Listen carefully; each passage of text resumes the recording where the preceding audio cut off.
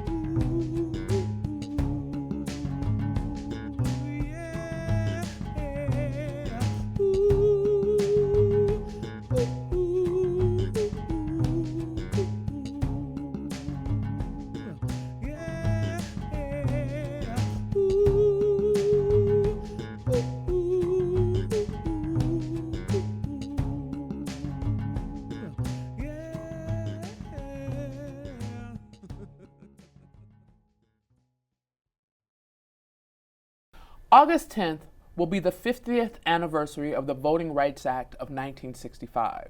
This act made it easier for Southern blacks to register to vote. Literacy tests, poll tax, and other such requirements that were used to restrict black voting were made illegal. Many believe that the bill would not have passed so quickly if it had not been for the events in Selma. In March of this year, that high point in the civil rights movement was remembered and celebrated by dignitaries from across the country, including President Barack Obama. One of the groups invited to perform was Philly's own 4 Women Collective, which is a 26-member all-female ensemble with members from throughout the African diaspora. The group's founder is an essayist and spoken word artist, Deborah Powell Wright. The group published in 2012 a collection of stories and poems entitled 4 Women in tribute to Nina Simone. Joining her today are poets Pat McLean and Darlene Godwin and percussionist Karen Smith, founder of Sisters Laying Down Hands, a collection of artists, dancers, and musicians who come together to bring beauty to the city. These women's credits are long, so let's just say that they are the jewel in the crown of Philadelphia's art scene. I am honored to have them here with me today. Thank you, ladies, for coming. Thank you for inviting us to. So I'd like to start off by saying it must have been a great honor for you to perform at Selma's 50th anniversary Bridge Crossing Jubilee. I'm sure that was something that you will always remember. It certainly is something that we will always remember. Please tell us how the invitation to present came about and how was the trip? Well, the invitation came about, a friend of mine, Tarana Burke, actually went to college in Alabama, and she is a member of the Bridge Crossing Jubilee. She knew about my work with 4 Women Collective and that we tribute to Nina Simone, and for the 50th anniversary, they were actually honoring Nina Simone. So that is actually how the invitation came about. Initially, just a few of us were going to attend because it was on our dime, so to speak. And I applied for a grant from the Robert Rauschenberg Foundation, got $7,000, and 11 of us hit the road. I'd like the ladies to tell you about the trip, though. So how was the trip? Well, in a word, for me, awesome. I don't even know what else to say, but it was also very spiritual, very fulfilling. It's something that I've known about the Selma all my life. My mom was active in the civil rights movement, so for an opportunity for me to go there and be a part of which was literally history was amazing. It was quite a journey for me. I had a cast boot on my leg when I went. I had a fracture. Okay. But I got through it. I had my sisters with me, and in the van we drove through all kind of weather, and it was quite an experience. It was crowded. We performed on the street, and it was very enlightening. I remember seeing some of the pictures from your trip. Y'all had a little dab of a hang-up even leaving the city because weren't you supposed to fly and then you ended up having to drive through, was it winter? It was the biggest snowstorm in the city of Philadelphia. We had our tickets to fly. One of the women actually was intending to drive. So we got to the airport, sat there for about 3 or 4 hours. Karen started drumming. We started singing and doing our thing. And then the next thing we know, our flight had been canceled. Personally, I went into meltdown mode. I went into meltdown. The ladies had to really calm me down because, of course, as I said, it was the biggest snowstorm in the city. So we regrouped and said, okay, we'll get a hotel. We got a hotel and rented a van and, got our money back from the airline tickets and off we went. I'd like to add that Pat was writing in the back of the van, journaling, writing a poem about our adventures. And so it's very telling in terms of to give a picture of that journey going there and our arrival. Yes. I would like to ask her to read it if she has it. Oh, absolutely. I almost never leave home without it. and and I will say, as I'm pulling the poem out, that Deborah sort of condensed it a little bit because there was a whole lot more going on in between. Even us getting to the airport, we were determined, Yes. snow or no snow, be damned, we were going to somewhere. And that was one of the things I saw as I was following along your trip was that no matter what, y'all were going to make your way there. And I was extremely proud If there was a of will, y'all there doing was that. a way, and we were on it. And so the title of my poem is called Selma 50. Our paused plans pulled forward, but snow or no snow, we still Selma bound. We 4 women, women who trek for freedom, made the way our way as we took Philly International by storm. Packed with the love of our history, poetry, and a drum, we pulled the scattered people together with our lyrics of life. We Aunt Sarah's, Sophronia's, Sweet Things, and Peaches, joined by 2 brothers from up north, preached to the people's souls, prepared them for the still oncoming storms of delays, cancellations, and no room at the end. We 4 women sang to them and to ourselves, then did what women do, fixed what was broken, moved what was in our way, and found our way. Gathered what belonged to us, what we carried in our hearts and hands, then headed to that one place left that still welcomed worn and weary souls. Soon we Aunt Sarah's, Sophronia's, Sweet Things, and Peaches awoke to the promise of a new day, ready to do what needed to be done. With our laughter and light piled higher than the luggage in the back, we hit the road, Jack, gangster style, but always like a lady. We Selma bound now, making the highway our way. On again, off again, with eyes closed wide open. Just 15 hours later, we bridged the gap between the north and the south. Marching in the moment, we moved through Montgomery to feed and be fed by the fruits of our labor.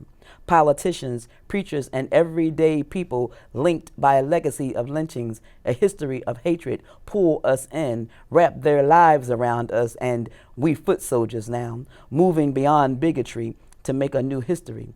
Carrying our freedom flame torches high, we shine the light on all those heroes and sheroes who suffered sacrifice and gave up their lives for us so we could stand up, step up, and close the curtain and cast our ballot. 50 years now, and 50 years from tomorrow, we Aunt Sarah's, Sophronia's, Sweet Things, and Peaches will still have the right to vote because of one bloody Sunday. On March 7th, 1965, frightened but determined men and women put one foot in front of the other and stepped forward from the Brown Chapel Church across the Edmund Pettus Bridge into the homes and consciousness of millions. And we 4 women remember. We remember to remember their strength and their courage as we marched across that same bridge.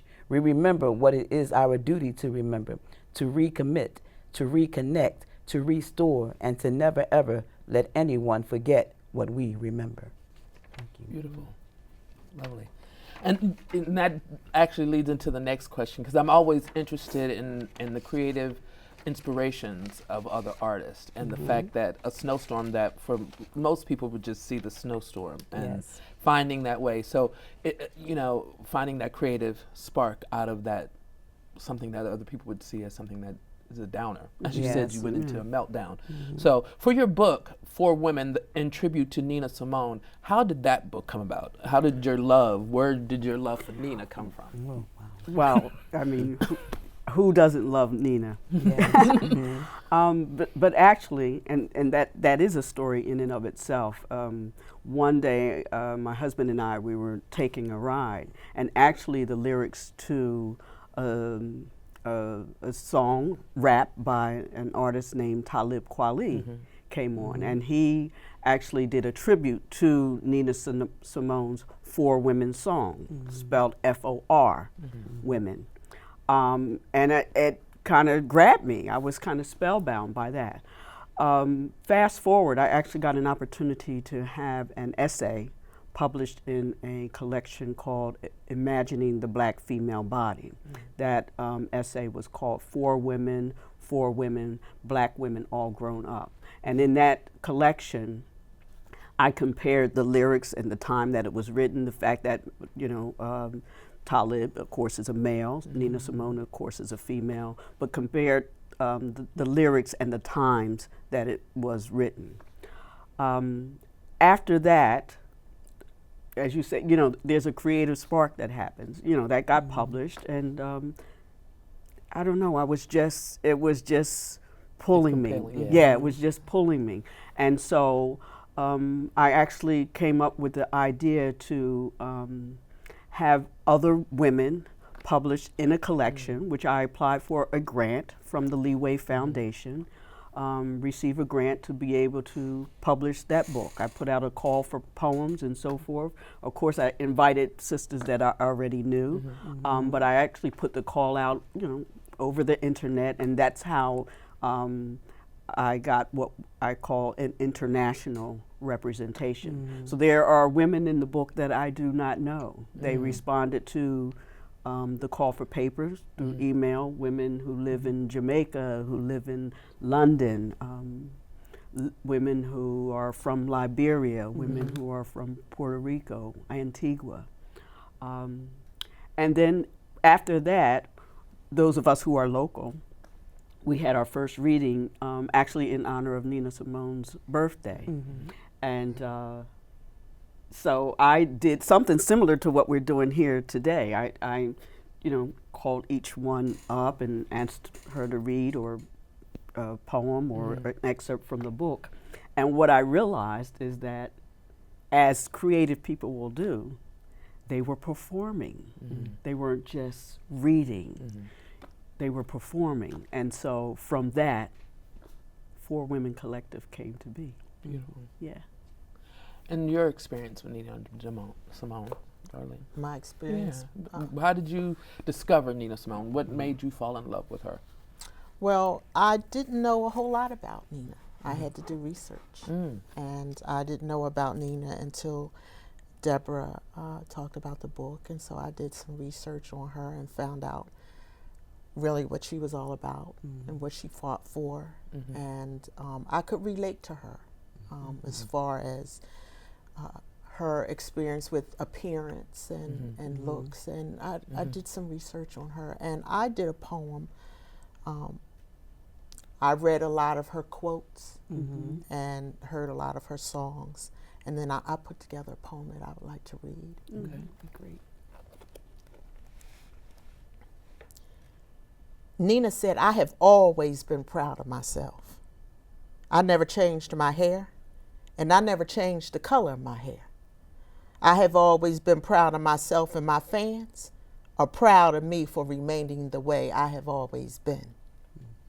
Nina gave us that blackness, that black power, that black identity, that black culture. Persuaded us by hook or crook not to overlook our black storybook. Told us we are the most beautiful creatures, black people. It compelled her to compel us by any means possible that we are identifiably, qualifiably, and justifiably, and let's not forget undeniably young, gifted, and black talented people. Her pop, rock, blues, jazz, classical fuse sang meaning. It sang meaning of who we are, meaning of where we come from, meaning of where we've been, meaning of where we're going. Nina said jazz was a white term used to define black people. Her sea line woman, Four Women, pastel blues and Mississippi blues were black classical music. It's a new dawn day life for us black people. Be proud of who you are. Never change who you are. Make your intentions good, Lord. Please don't let me be misunderstood. Nice. So, I mean, listening to all of you speak and listening and knowing a little bit about your history, it's definitely clear that you follow Nina's idea that the art must be relevant to the society and to the community in which we live. So if you have one thought that you can pass on to young artists out there who may be on the fence of whether or not to follow their passion and write art that speaks to who they are and to their community, or to more commercialize their work? What would you say to them? Well, for me, because I teach young artists, I teach poetry workshops, and one of the main things that I always tell artists, young and old, is stay true to yourself. Your writing is sharing. You're sharing with the world and with the community, but you also have to be true to who you are. And we have a responsibility as artists. So yes, you have to watch what you say and how you say it, but don't give up yourself. You know, don't give up who you are and what you want to do. And if that's what you want to do, you want to present your art to the world, then do it. Do it. 100%, Jory. Here comes the fun part. And I've asked these wonderful women to perform some of their work. So without further ado, it is my pleasure to introduce the Four Women Collective, Deborah Powell Wright, Pat McLean, and Darlene Godwin, featuring percussionist Karen Smith.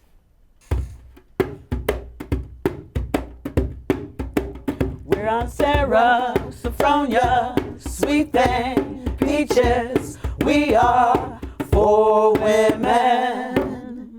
We're on Sarah, Sophronia, Sweet Thing, Peaches. We are four women. Four women. She returned to Philly a different woman. She was no longer that little girl who was called names or who was spoken to by the nasty old men who hung out on the corner of her block. She forgave all who had violated her and began to carry herself with dignity. She was proud of her blemish-free dark brown skin, her nappy hair that she began to lock, the curves that held the physique fit for dancing, and a spirit that had embraced the many blessings she had surely received. She was proud of herself for having gone to college, traveling across the world, making stops along the way, and especially for allowing herself to be loved by a man who loved her unconditionally. But being back home, in a neighborhood where her dreams had been disturbed by unwanted attention, insecurity threatened to creep back into her being. She wasn't sure whether she had the will to begin her journey again. And although she talked to Jordan regularly, the distance between them grew more evident with each passing day. Her heart ached for his smile and his touch, but she knew that she had to also learn to be still and patient in love. Unable to afford to go back to college, Danielle threw herself into work quickly and was promoted as lead social worker in a foster care agency, and she waited.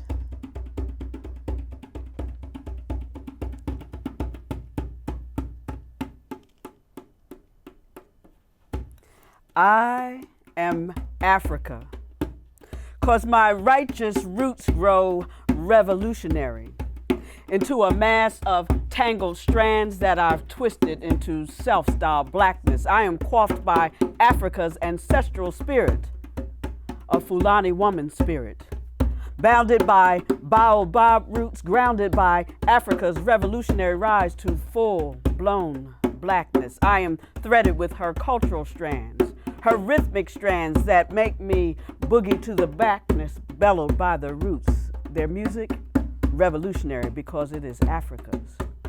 Therefore, I embrace Africa's earthy strands, awash in a revolutionary sun-soaked spirit, drenched in roots, drowned in the likeness of blackness, my blackness, colored by Africa's regal, rich roots, her natty dread strands locked tightly till I hear my Swahili spirit speaking in tongues revolutionary. So revolutionary that blackness dwells in my spirit, lives in my Africa-Saharan strands, resides in my dark desert roots. I am blessed, blessed with the spirit of these roots, coiled into revolutionary strands with a blackness that is forever Africa's. I am she.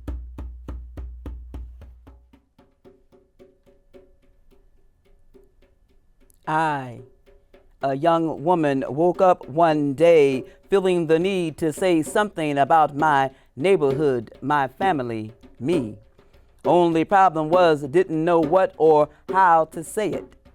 So I walked, ran, raced in search of something to show me how to release the words tangled in my thoughts, matted in my mind, struggling for existence. When one day I found myself standing in front of a bookstore. Don't even know how I got there, yet there I was, staring at a bright red bomb, looking back at me, exploding all through me, beckoning me into its bright red light. Home girls and hand grenades is what it said. Read every word, ate it up, devoured it like it was a piece of my mama's fried chicken. It gave me an appetite, a hunger to know this author, this poet, this Sonia. So I began to feed off of her. She became my homecoming, and because I've been a woman too, under a soprano sky, I made a sound investment in my own thoughts. My words began to form love poems of self, of family, of community. I could feel Sonia's songs, and through her I came to know how we be a bad people. I began to move to the rhythm of my own magic, and like the singing coming off the drums, the music of my ancestors began to move through me. I could hear the motion. Still, having swallowed this sister, this Sonia, I questioned these emotions, taking up residence in my thoughts. I soon began to doubt myself. Would I, this new word warrior, having been wounded in the house of a friend, also survive? But so I began to digest Sonia's song. The answer became apparent. My spirit, like my people, can survive anything. And I knew that even the echoes of outsiders shouting, "Does your house have lions?" into my soul could not silence the sound or stagger the motion of Sister Sonia's words as they moved through me, pushing my own thoughts, pushing my own words, pushing my own feelings into the light. You are beautiful. Females, fierce, on fire, and free. Free to be any female you want to be. Women, feminine, embrace your color skin. You're black and you're proud. You're brown, so get down. You're tan because you know you can. You're yellow, so make it mellow. It's simple. See, your beauty lies within thee. It ain't about your face or your frame, but how you overcame. Wear your crown, my sister. Know the leaps and the bounds and understand the turnarounds and why they look you up and down. We are women beautiful, divine divas dedicated, liberated to be educated, intoxicated to feel love, to make love in the name of love. Proclaim your self-love. Treasure those full lips and sway those wide hips. Waddle in your weave well and worship your woolly hair. Smile, sisters, speak it. I am sexy. Be bold in your balance. Beam. Believe in your beauty because beneath it all, you are beautiful. I am wearing my womanhood from the inside out. I met myself through the eyes of my ancestors, all my beige bamboo to tree bark dark daughters, all my sisters who mothered me, smothered me with their eyes of let there be peace. They told me the truth of healing my hurt when my soul spoke wounds of perceived love lost. They let me know that wishing won't wake me up, shake me loose, or let my spirit flow. Showed me the shape of faith, the face of courage, the body of wisdom which would make me whole like them. So now I hear myself speaking my mother's tongue. Hear myself saying, I am a chosen one. Hear myself breathing in my branded bones. Hear myself knowing that I am at home. Marcus Garvey and Bob Marley, they are chanting my name, and I am singing one love songs and shouting amen and ashe. I mean, I am belting out my womb woman blues. And I can see myself jitterbug jumping out of my skinny, see myself showing off my Harlem shimmy, see myself strutting down Strivers Row, see myself on the A train that stops at my door, 'cause I am shaking loose my boogaloo caboose. I'm flying and dipping and sliding and slipping right back into my flow. I mean, I am dancing my jazz off on my good foot. And I feel myself rising in the omnipresence of Ra, Jah, Jesus, Yahweh, Buddha, Oshun, Allah. Feel my liquefied fire becoming solid and whole. Feel myself being born beautiful, powerful, bold. Feel myself holding on tight to my she. Feel myself loving myself, being free. I mean, my she is alive and free, 'cause I met myself through the eyes of my ancestors. I am a whole woman today. Amen. Ashe. Guitar girl. When she plucks her song, sing a time for change. Words got wings. See her lyrics floating by and we tap our toes. Guitar woman got brighter days for you. Half humming words and speaking others. Bruised, but she strings while her feet slaps the dirt into dust, making us smile, and rightly so. Like a Sunday afternoon sermon, breathed with intention, grasping at notes, pulling them hard into blended sounds. We onlookers, we on listeners have a meeting of the spirits when she plucks. Lifting air and blowing life into waiting airs, a melody full of life, smooth as the wind, basking under saluting notes. Ears have no choice but to sacrifice their independence, and we can't wait to get to the other side of Gemini. Adversity proved the stepping stone. Now she be a mixture of herbs and spices, a hidden smile sitting on the curves, but the music is in her bones, man, and very little can be done to suppress it.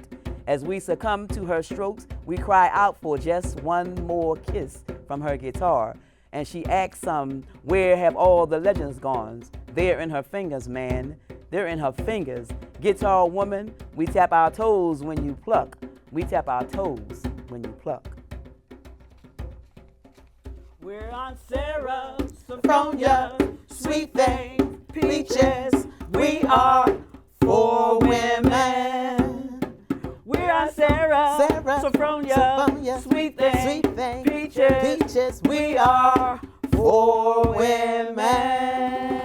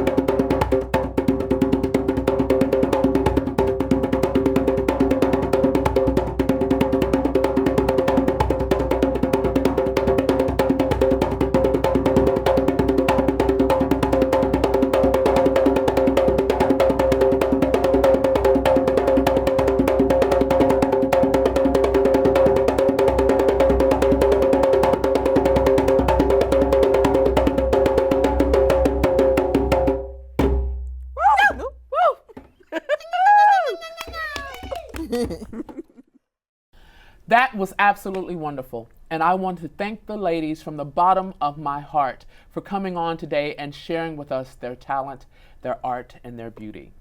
You have been watching The Market on CCP TV, the educational channel of Community College of Philadelphia.